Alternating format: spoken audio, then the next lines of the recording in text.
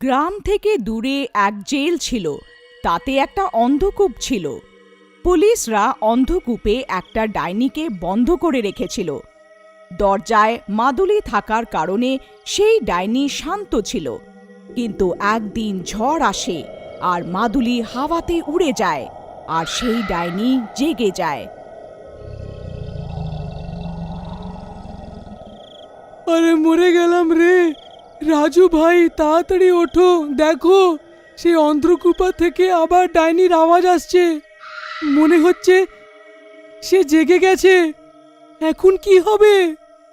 তারপরে সে ডাইনি দরজা ধাক্কাতে শুরু করে। একটা হাওলদার সিধা দৌড়ে সিনিয়র অফিসারের কাছে পৌঁছে যায়। আরে হতচ্ছাড়া, যাচ্ছিস কোথায়? এই দরজা তো খুলে দিয়ে যা। আমরা কোথায় যাই? সেই ডাইনি সবার আগে আমাদেরই নিজের শিকার করবে। আরে হতচ্ছাড়া, এই তালাটা খুলে দিয়ে যা। তারপর হাবিলদার দৌড়ে সিনিয়র অফিসারের কাছে যায়। স্যার, স্যার, অনর্থ হয়ে গেছে। সেই যে মাদুলি আপনি অন্ধ্রগুপার দরজায় টাঙিয়েছিলেন না, সেইটা কে জানে হাওয়াতে কোথাও উড়ে গেছে, আর সেই ডাইনি রেগে দরজা ধাক্কাচ্ছে। এখন কি করি? তখনই জোরে একটা বিস্ফোরণ হয় আর সেই ডাইনি দরজা ভেঙে বাইরে এসে যায়। হে ভগবান! স্যার, মনে হয় সেই ডাইনি দরজা ভেঙে দিয়েছে। আমাদের এখানেই কোথাও লুকাতে হবে। চলো তাড়াতাড়ি টেবিলের নিচে লুকিয়ে পড়ি।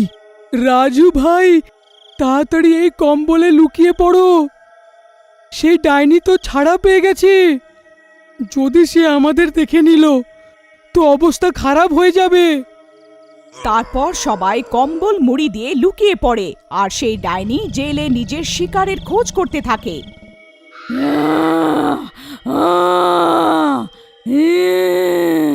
আরে মা গো! রাজু ভাই, এ তো অনেক কাছে আছে। যদি এ আমাদের গন্ধ পেয়ে গেল তো? হায়, আমি এখন মরতে চাই না ভাই।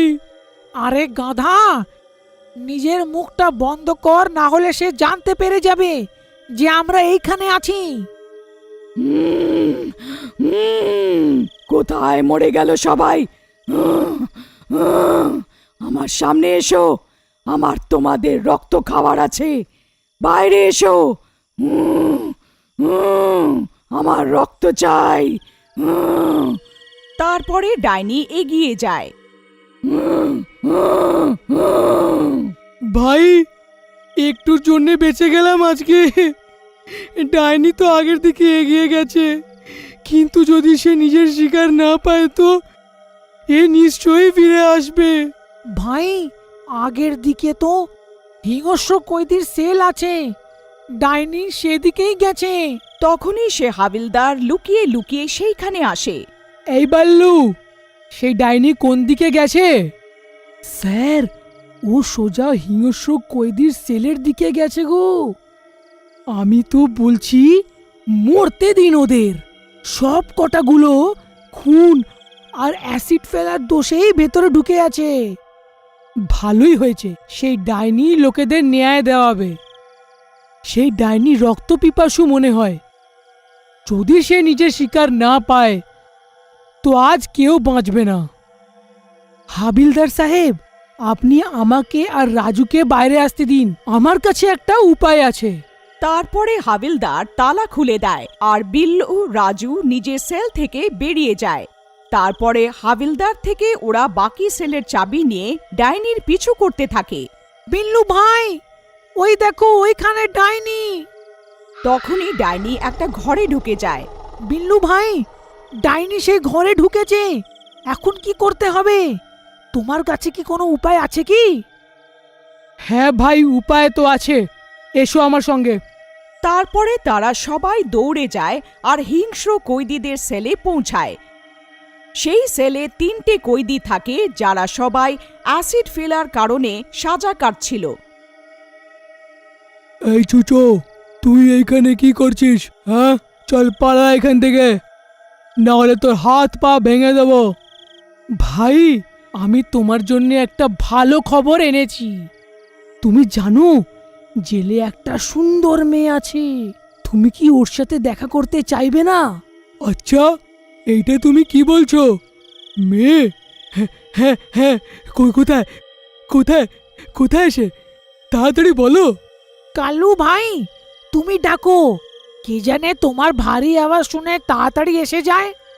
আরে রাম প্যারে, কোথায় আছো? একটু তাড়াতাড়ি এসো, আমাদের আর অপেক্ষা করিও না। তখনই তাদের আওয়াজ সেই ডাইনি শুনতে পায় আর ও সোজা সেই সেলের দিকে এগোয়।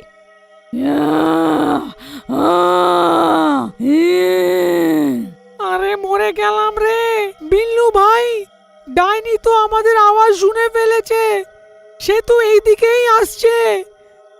এখন কি করি? তোমার উপায়টা কি, তাড়াতাড়ি বলো।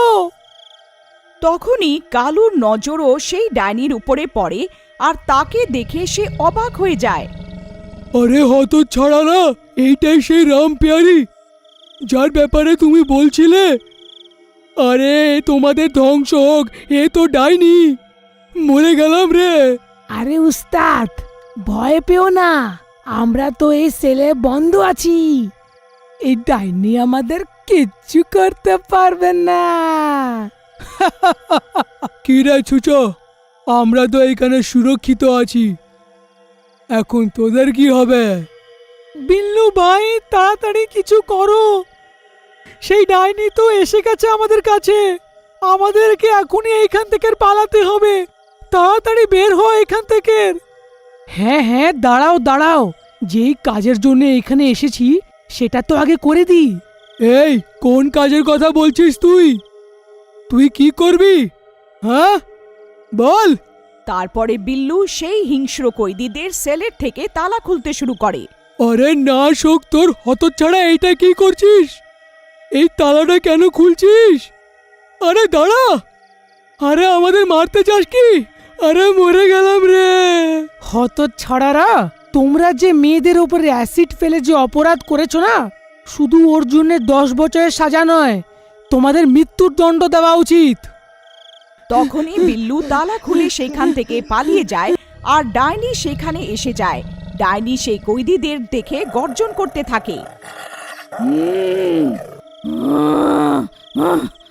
আমি অনেকক্ষণ ঘুরছি, এতক্ষণে কোনো মানুষ পেলাম, এখন আমি তোমাদের রক্ত খেয়ে নিজের তেষ্টা শান্ত করব। তারপরে ডাইনি সেল খুলে তার ভেতরে ঢুকে যায়। আরে আরে মরে গেলাম রে। আরে ডাইনি, আমাদের ক্ষমা করে দাও, আমাদের আমাদের ছেড়ে দাও, আমাদের ছেড়ে দাও। তারপরে ডাইনি কাল্লুকে ধরে ফেলে আর তার মাথা শরীর থেকে আলাদা করে দেয় আর এক এক করে 3 কয়েদিকে মেরে তার মাংস খেতে থাকে।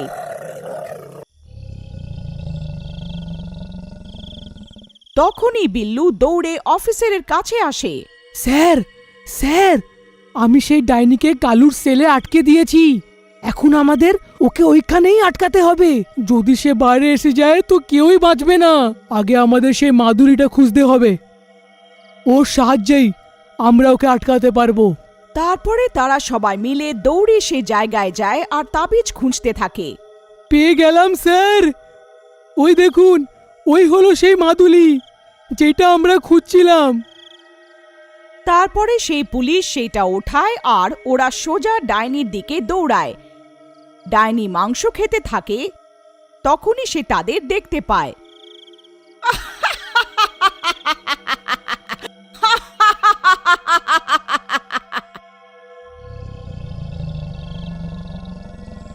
ভালো হলো তোমরাও এসে গেলে, এখন আমি তোমাদের রক্ত খাবো। হাবিলদার, তাড়াতাড়ি এই মাদুলিকে দরজায় লাগিয়ে দিন, না হলে কেউ বাঁচবে না। তারপরে ডাইনি ওদের দিকে এগোয়, তখনই সেই পুলিশ সেই মাদুলিটা দরজায় আবার লাগিয়ে দেয়। আরে এটা কি করলি তুই? তখনই ডাইনি ভয় পেয়ে যায় আর সেলের এক কোণায় কম্বলের তলায় লুকিয়ে পড়ে, কিন্তু আজও সেই কম্বলের মধ্যে থেকে ডাইনির গর্জনের আওয়াজ শোনা যায়।